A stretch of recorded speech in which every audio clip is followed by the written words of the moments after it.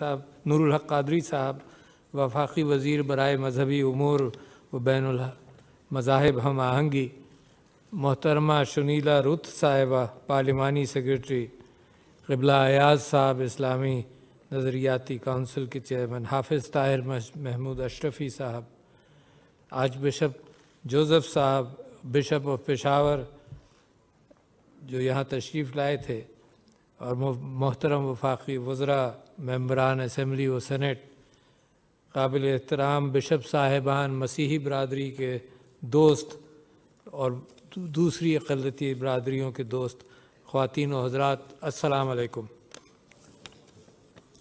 मैं समझता हूँ कि मुझे सबसे पहले तो मैं मसीही बरदरी पाकिस्तान में और दुनिया भर में उनको मुबारकबाद पेश करता हूँ।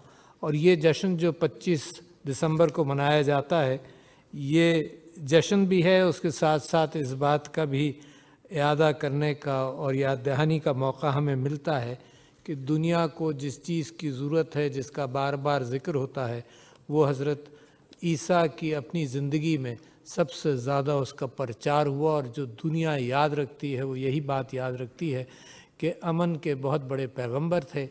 और अमन के हवाले से जो ये कहते हुए गए, जो सुनीला ने मैथ्यू से कोट किया कि अगर कोई एक तमाचा एक तरफ मारे तो दूसरा गाल उसकी तरफ कर दो, इससे बड़ा अमन का पैगाम कोई नहीं हो सकता कि जुल्म, झगड़ा, लड़ाई, इससे गुरेज किया जाए और दरगुजर किया जाए।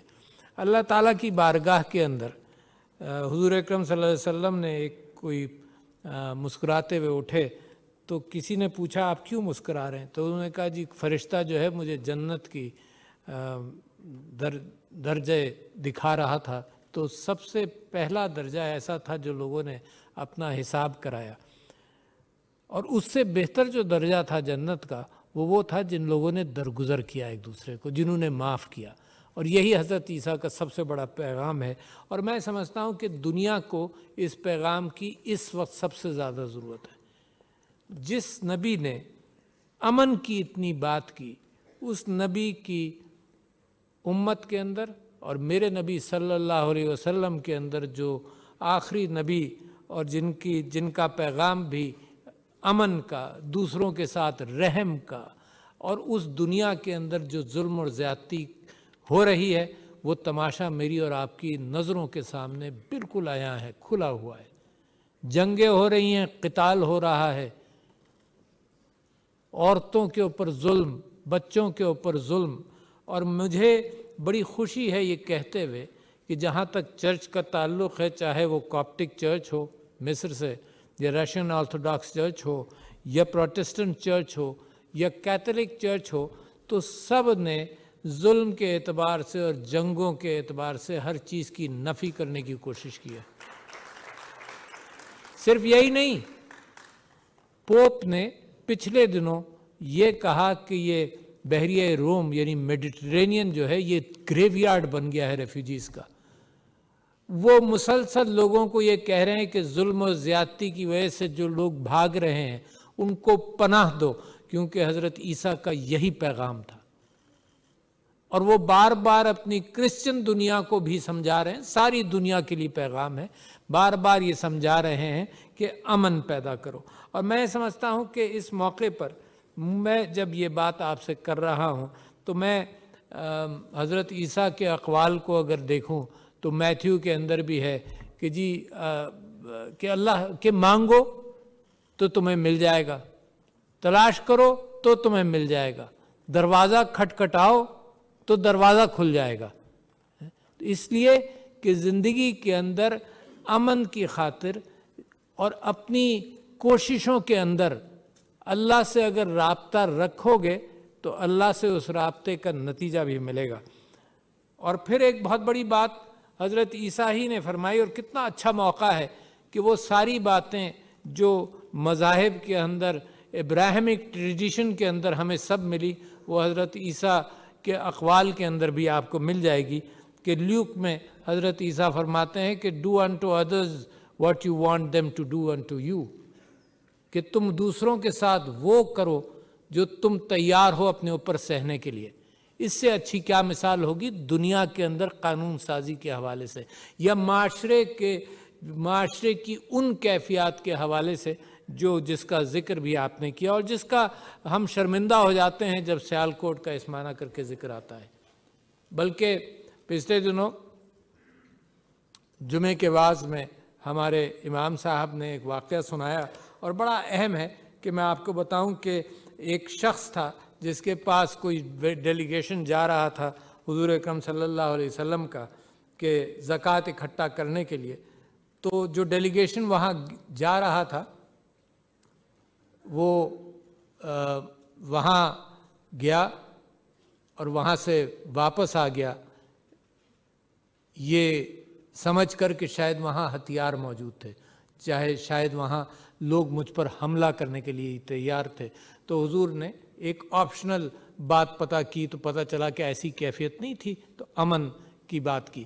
پھر ایک ڈیلیگیشن جب زکوٰۃ لینے جا رہا تھا تو وہاں پر انہوں نے یہ بھی کہا کہ ایک آدمی ہے، دو آدمی ایسے ہیں جو اسلام دشمنی کی ہے، جنہوں نے بغاوت کی ہے ریاست کے ساتھ، تو ایک دن رات کو انہوں نے کہا کہ انہوں نے تو اتنا ظلم کیا ہے کہ ان کو جلا دینا۔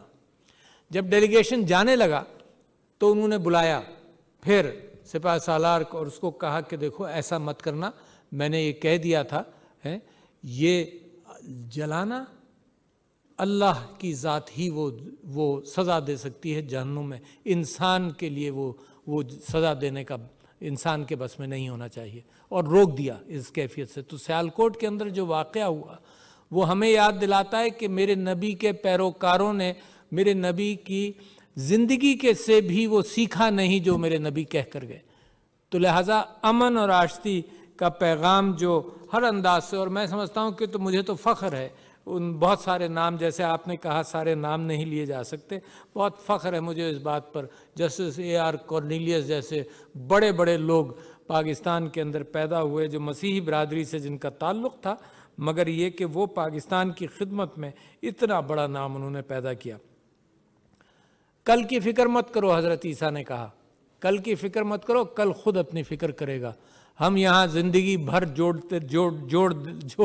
ہر ایک پیسہ جوڑتے رہتے ہیں، چھینتے رہتے ہیں، چوری کرتے رہتے ہیں، اور اللہ تعالیٰ سے محبت کرو۔ فرماتے ہیں کہ اللہ تعالیٰ سے محبت کرو اپنے دل سے، اپنی روح سے اور اپنے دماغ سے۔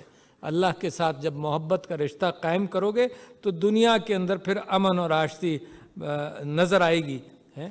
میں سمجھتا ہوں کہ میں نے بائبل کو پڑھا جب میں ادیان کو دیکھ رہا تھا، اور ہندو مذہب کی کتابیں پڑھیں، بدھسٹ مذہب کی بھی پڑھی، مگر مجھے بڑا مزہ آیا بائبل کے اندر۔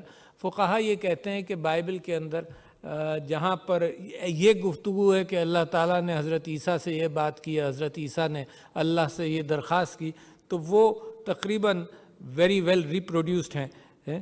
اور یہ کہ میرے نبی صلی اللہ علیہ وسلم کی ایک بہت بڑا زندگی کا ارشاد ہے، کہ ارشاد بھی ہے اپنی زندگی جس طرح انداز سے گزاری، انہوں نے کہا دنیا پر قدم ہلکا رکھو، غرور کے ساتھ مت رکھو، اور ان کی زندگی بھی اس بات کی عکاسی کرتی ہے۔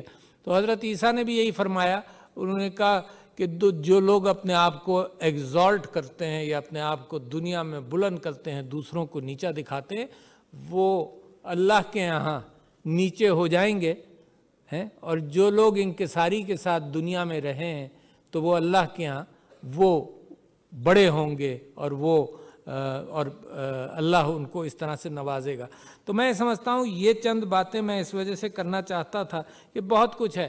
واقعہ یہ بھی ہے کہ حضرت عیسیٰ سے کسی نے پوچھا کہ اگر ثواب کے 10 حصے ہوں تو آپ بتائیے سب سے زیادہ کس میں ملے گا؟ اور یہ ہم جیسے لوگوں کے لیے بھی بہت صحیح ہے۔ حضرت عیسیٰ نے فرمایا کہ 9 ثواب جو ہیں 10 میں سے وہ خاموشی کے لیے ہیں۔ تو لہٰذا میں اس بات کے ساتھ اپنی گفتگو کو ختم کرتا ہوں۔ شکریہ لیڈیز اینڈ جینٹلمین، میری کرسمس، آپ سب لوگوں کو خوشیاں مبارک ہوں، اور اس نیت کے ساتھ کہ دنیا کے اندر امن کی جتنی ضرورت ہے تو وہ حضرت عیسیٰ کا پیغام، میرے نبی صلی اللہ علیہ وسلم کا پیغام، اس کو امپلیمنٹ کرنا بے انتہا ضروری۔ السلام علیکم خواتین و حضرات۔ सदर मुमलिकत डॉक्टर आरिफ अलवी क्रिसमस की तकरीब से खिताब कर रहे थे। उन्होंने कहा कि मसीही बरादरी को क्रिसमस पर मुबारकबाद देता हूँ। हजरत ईसा ने अमन का पैगाम इंसानियत तक पहुँचाया और पोप ने भी जंग और जुल्म के खिलाफ आवाज़ बुलंद की है। सदर मुमलिकत का कहना था कि हजरत ईसा का फरमान है, कल की फिक्र ना करो, अल्लाह से मोहब्बत करो। सदर मुमलिकत ने मसीही बरादरी को क्रिसमस के मौके पर मुबारकबाद दी है, उनकी खुशियों में शरीक हैं। उन्होंने कहा है कि हजरत ईसा ने अमन का पैगाम पूरी इंसानियत तक पहुंचाया है। पोप ने भी जंग और जुल्म के खिलाफ आवाज़ बुलंद की है। मसीही बरादरी से दिल का रिश्ता है। इसके अलावा उनका कहना था कि हजरत ईसा का फरमान है, कल की फिक्र ना करो, अल्लाह ताला से मोहब्बत करो और अल्लाह ताला पर भरोसा रखो। और ये मनाजिर आपकी स्क्रीन पर इस वक्त सदर मुमलिकत डॉक्टर आरिफ अलवी केक काट रहे हैं। क्रिसमस के मौके पर केक भी काट रहे हैं और वज़ीर मजहबी उमूर पीर नूरुल हक कादरी भी उनके हमरा मौजूद हैं। मजहबी हम आहंगी की मिसाल, इस वक्त केक काटा जा रहा है। सदर मुमलिकत डॉक्टर आरिफ अलवी क्रिसमस के सिलसिले में तकरीब में मौजूद हैं और केक काटने के मनाजिर भी आपने मुलाहिजा किए। पाकिस्तान टेलीविजन न्यूज़ से फिर वक्त इतना ही।